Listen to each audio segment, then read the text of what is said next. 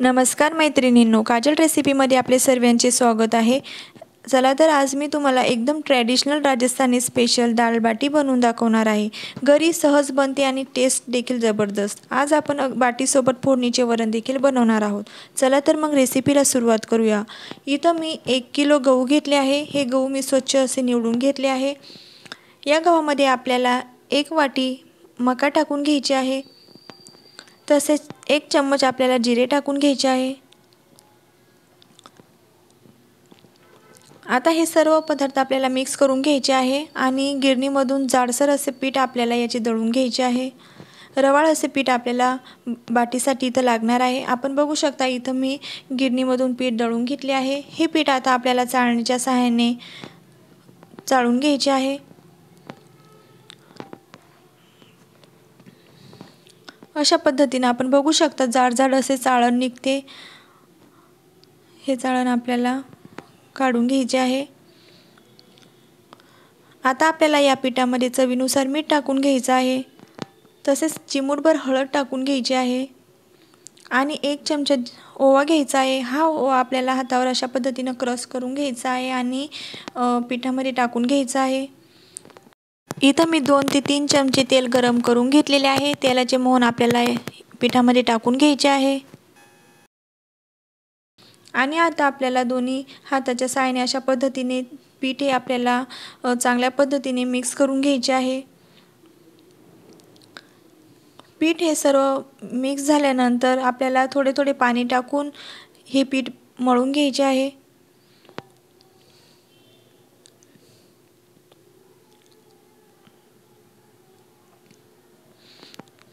अशा पद्धतीनं बाटीचे पीठ इथं मी मळून घेतले आहे। आता आपल्याला बाटी इथं बनवून घ्यायची आहे। छोटे छोटे गोळे करून आपल्याला बाटी बनवून घ्यायची आहे। अशा पद्धतीनं इथं मी सर्व बाटी ह्या बनवून घेणार आहे।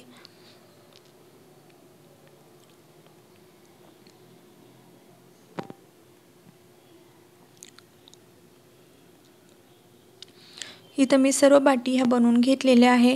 आता आपल्याला फोडणीचे वरण बनवून घ्यायचे आहे।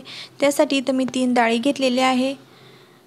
इथं मी साल असलेली मुगाची डाळ घेतलेली आहे, तसेच तुरीची डाळ घेतलेली आहे आणि 1 चम्मच इथं मी चणा डाळ घेतलेली आहे। या तिन्ही डाळी आपल्याला मिक्स करून घ्यायच्या आहे। तसेच फोडणीच्या वरणासाठी इथं आपल्याला टोमॅटो, कोथिंबीर, लसूण, हिरव्या मिरच्या आणि कढीपत्ता लागणार आहे। या डाळी आपल्याला पाण्याने स्वच्छ धुवून घ्यायच्या आहे।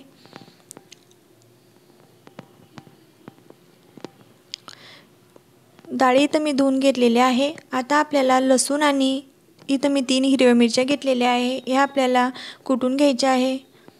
लसूण आणि हिरवी मिरचीची बारीक पेस्ट आपल्याला बनवून घ्यायची आहे। त्यामध्ये मी थोडे मीठ टाकून घेणार आहे, म्हणजे आपली पेस्ट ही लवकर बनवून तयार होते।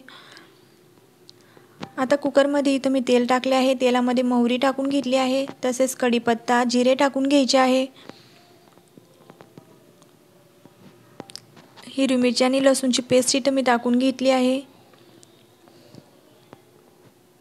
चिमूटभर हळद टाकून घ्यायची आहे। आता 2 चमचे कांदा लसूण मसाला टाकून घ्यायचा आहे। 3 चमचे लाल मिरची पावडर टाकून घ्यायची आहे। मसाले चांगले परतल्यानंतर त्यामध्ये आपल्याला 1 टोमॅटो टाकून घ्यायचा आहे। टोमॅटो थोडा नरम झाल्यानंतर आपल्याला त्यामध्ये बारीक चिरून घेतलेली थोडी कोथिंबीर टाकून घ्यायची आहे। चवीनुसार मीठ टाकून घ्यायचं आहे। आता धुवून घेतलेल्या डाळी आपल्याला टाकून घ्यायच्या आहे।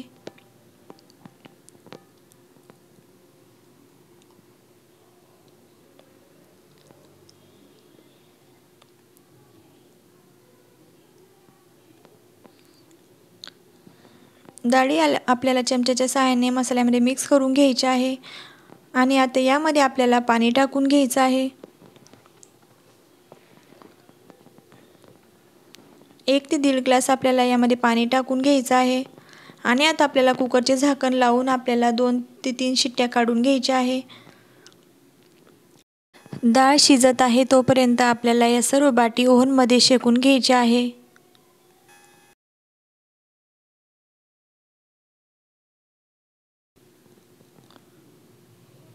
इथं माझ्याकडं बाटीचं ओव्हनचे भांडे आहे, त्यामध्ये इथं सर्व बाटी इथं मी लालसर रंग येईपर्यंत शेकून घेणार आहे। सुरुवातीला 2 ते 3 मिनिट जास्त फ्लेमवर आणि नंतर कमी फ्लेमवर आपल्याला ह्या बाटी लालसर रंग येईपर्यंत भाजून घ्यायचे आहे। डाळी देखील आपल्या एका बाजूला शिजत आहे। डाळीमध्ये टाकण्यासाठी आपल्याला एका बाजूला गॅसवर गरम पाणी करून घ्यायचे आहे। बाटीवरचे झाकण आपल्याला काढून घ्यायचे आहे आणि या बाटी आपल्याला उलटपालट करून घ्यायचे आहे। बाटी आपल्याला सतत उलटपालट करायचे आहे, नाहीतर आपल्या बाटी ह्या एका बाजूनं जास्त शेकून जातात, जळून जातात। अशा पद्धतीनं उलटपालट करून आपल्याला ह्या बाटी शेकून घ्यायच्या आहे।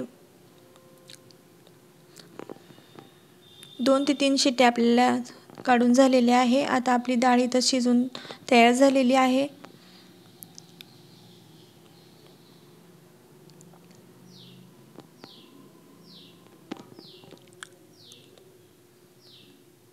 आता रईच्या साहाय्याने आपल्याला ही डाळ घोटून घ्यायची आहे।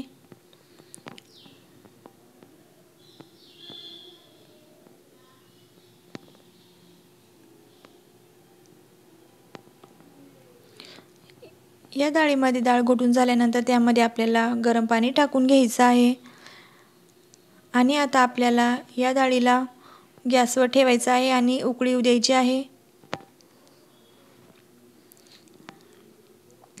आपल्या बाटी देखील इथं शेकून तयार होत आहे। छान प्रकारे खरपूस अशा बाटी आपल्याला या भाजून घ्यायच्या आहे। डाळला देखील आपली उकळी आलेली आहे, त्यामध्ये आपल्याला बारीक चिरून घेतलेली कोथिंबीर टाकून घ्यायची आहे। आता आपल्याला डाळमध्ये टाकण्यासाठी तडका बनवून घ्यायचा आहे। त्यासाठी एका पॅनमध्ये तेल गरम करून घ्यायचे आहे, त्यामध्ये मोहरी टाकून घ्यायची आहे, तसेच जिरे टाकून घ्यायचे आहे। 2 इथं मी सुकलेल्या मिरच्या टाकून घेणार आहे, कढीपत्ता टाकून घ्यायचा आहे आणि आपल्या डाळीला इथं आपल्याला तडका लावून घ्यायचा आहे।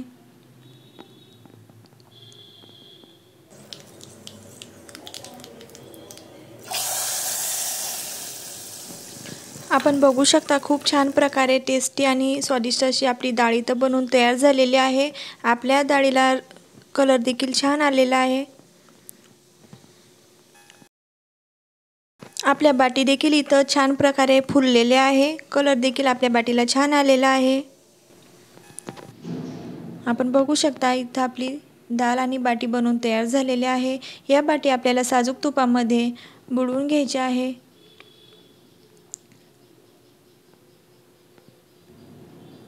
आपण बघू शकता छान प्रकारे आपली इथं बाटी बनवून तयार झालेली आहे। मधून देखील छान प्रकारे बाटी आपली इथं शेकली गेलेली आहे।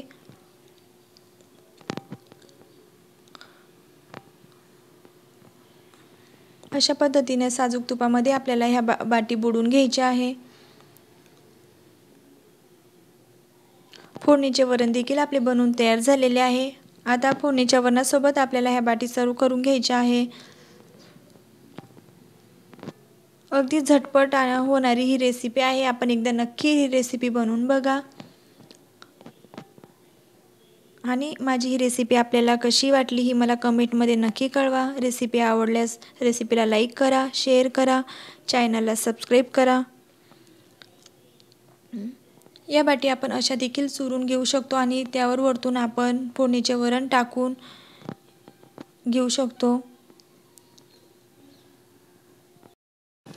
तर अशा पद्धतीनं आपली पारंपरिक राजस्थानी पद्धतीनं डाळबाटी इथं बनवून तयार झालेली आहे। अगदी अशा पद्धतीनं देखील साजूक तूप टाकून ही डाळबाटी आपण सर्व करू शकतो। छान लागते, खायला पण फार टेस्टी लागते। आपण एकदा नक्की घरी बनवून बघा। धन्यवाद।